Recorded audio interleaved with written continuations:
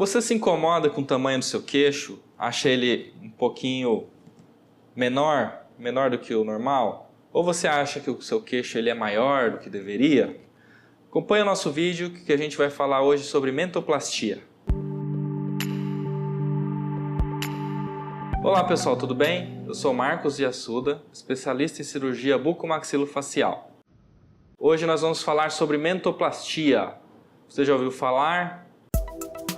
Antes de começar, faça já a sua inscrição, se inscreva no nosso canal ou curta a nossa página e acompanhe a gente sobre os assuntos da minha especialidade, tá bom? Então, hoje nós vamos falar sobre a mentoplastia. O que é isso? Você já deve ter visto pessoas com queixo pequeno, né? Ou com queixo grande também. A mentoplastia, ela é o quê? Ela vai servir para fazer a correção do tamanho do queixo, seja quando o paciente tem o queixo maior ou menor. A maior procura se dá às vezes com um queixo um pouco menor. É mais comum a gente ver essa procura. Então a mentoplastia ela é isso, a gente vai fazer a correção do tamanho, proporção do queixo mais harmônico em relação à face. Tem algumas vantagens além da questão estética da cirurgia. Uma delas é a questão da síndrome da apneia obstrutiva do sono, quando o paciente às vezes tem ronco por conta de diminuição do espaço aéreo da hipofaringe, espaço aéreo inferior. A gente avançando o queixo, avança também a musculatura, né, o músculo geniogrosso, e melhora consecutivamente essa passagem do ar na porção inferior. Alguns pacientes aí eles relatam melhora também na questão da respiração na síndrome da apneia obstrutiva do sono.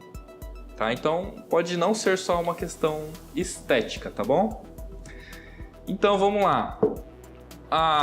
Eu tenho queixa em relação ao tamanho do meu queixo, né? Eu acho que ele é mais para trás. Ou às vezes o paciente confunde achando que o nariz dele pode ser um pouco maior, porque o perfil desse paciente ele é mais convexo. Se a gente olhando o paciente, o queixo mais para trás, o nariz ele geralmente fica mais projetado. Geralmente o nariz é mais projetado. Mas uma face mais harmônica, a gente não tem muito evidente isso. Quando o queixo e os maxilares são mais para frente, a gente tem um disfarce.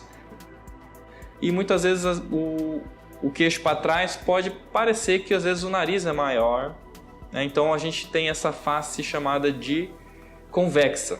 O rosto ele fica com o nariz um pouquinho mais projetado e o queixo mais para trás. Então a gente fala que é a face convexa, tá bom? Perfil convexo. É uma das formas que a gente avalia a questão do tamanho do queixo.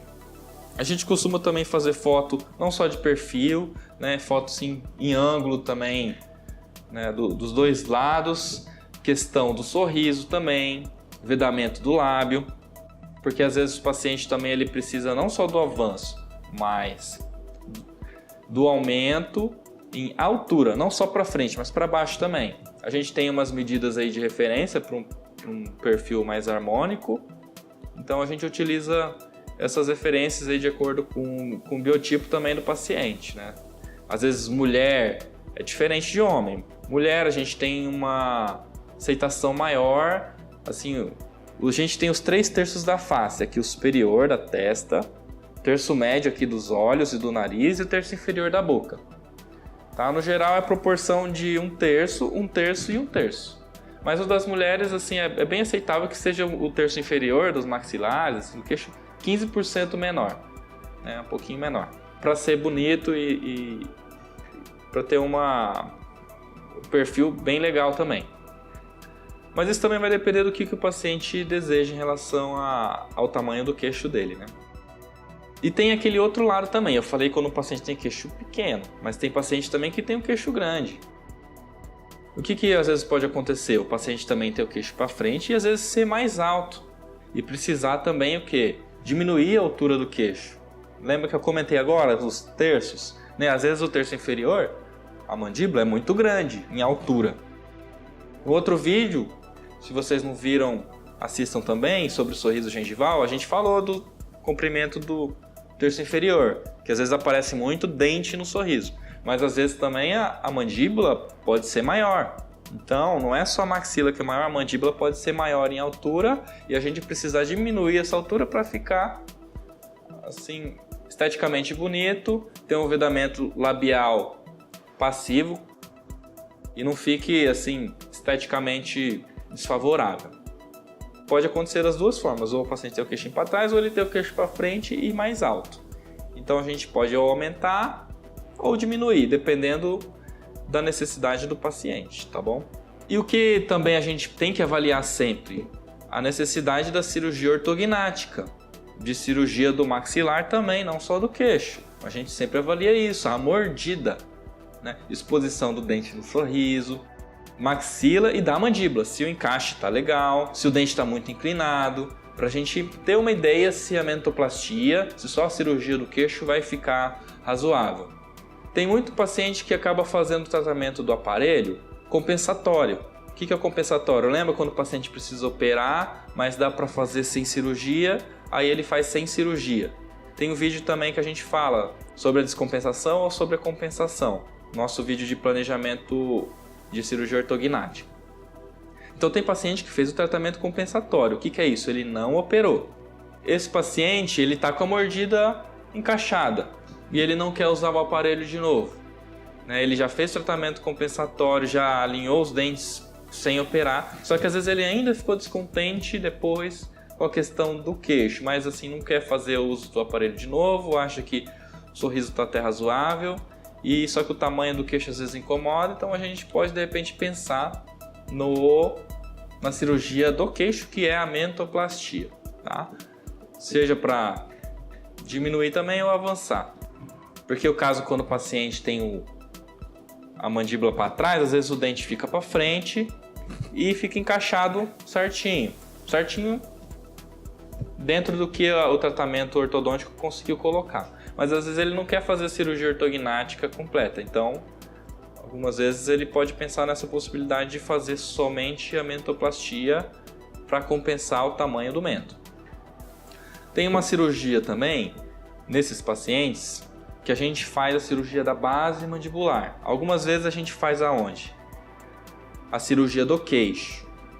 O geral, a maioria, a gente faz por dentro da boca, embaixo dos dentes, faz o corte na mucosa, faz o corte no osso também, na região embaixo do dente, e diminui em altura ou aumenta a altura e avança ou recua, como a gente já disse.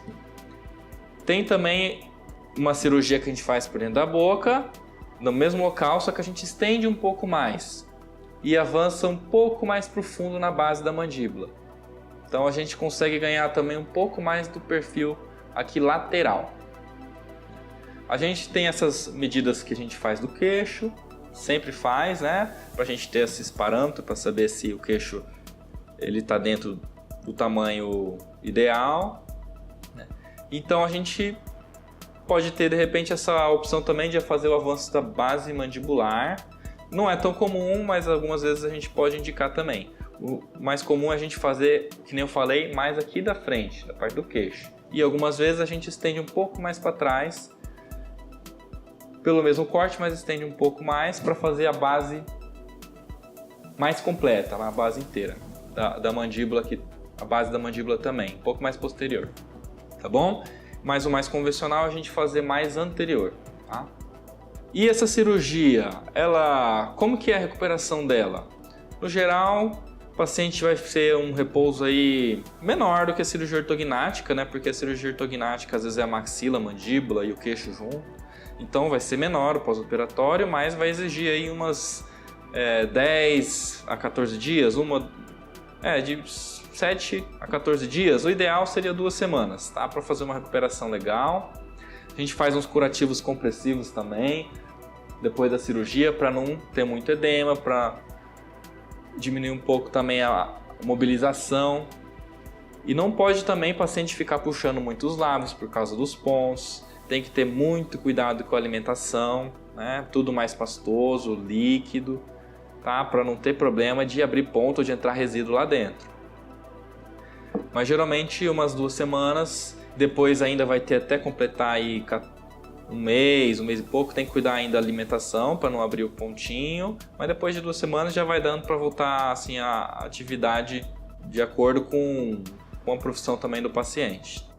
Tem outras opções também de tratamento para fazer a mentoplastia, né, que não seja o corte do osso, que corte do osso com placa e depois coloca a placa e parafuso para segurar. Pode ser feito também o preenchimento com um material chamado polietileno poroso. O que é esse polietileno poroso? Ele é um material sintético que ele tem as porosidades que permitem uma certa assim, irrigação, né? Ele não é liso, mas ele é rígido, ele é duro para a gente colocar na região do mento e fazer o contorno. A gente faz o contorno que a gente deseja com esse tipo de enxerto, com um material sintético. A gente coloca ele no queixo, sobrepõe ele no osso, coloca ele em cima do osso e coloca parafuso para segurar, para ele fixar na posição adjacente, bem assim grudadinho no osso. Tá? É uma alternativa para não fazer o corte do osso, que a gente chama de osteotomia. A gente coloca ele por cima. Alguns materiais assim hoje já não se usa, igual o silicone já não usa mais, né, porque ele pode causar uma depressão no osso, né, de ficar mole, ter também problema de migrar, dele sair de posição. Tem uma outra alternativa além do polietileno poroso, que é o ácido hialurônico. O que é o ácido hialurônico? Ele é um gel que ele vai fazer o preenchimento da região. A gente aplica ele na região do queixo, né, ou na base também a gente pode aplicar. De repente no contorno aqui do malar.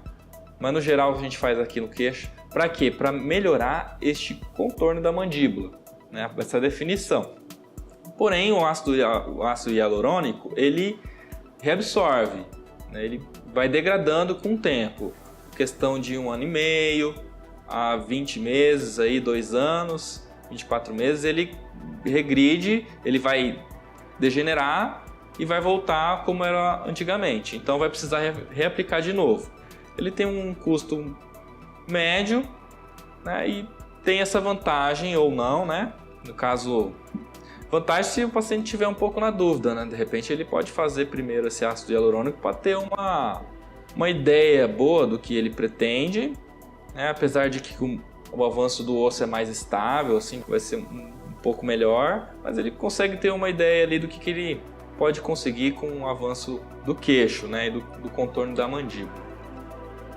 Mas tem o lado ruim também, porque vai degradar e ele vai ter que aplicar de novo, vai ter que fazer um outro gasto.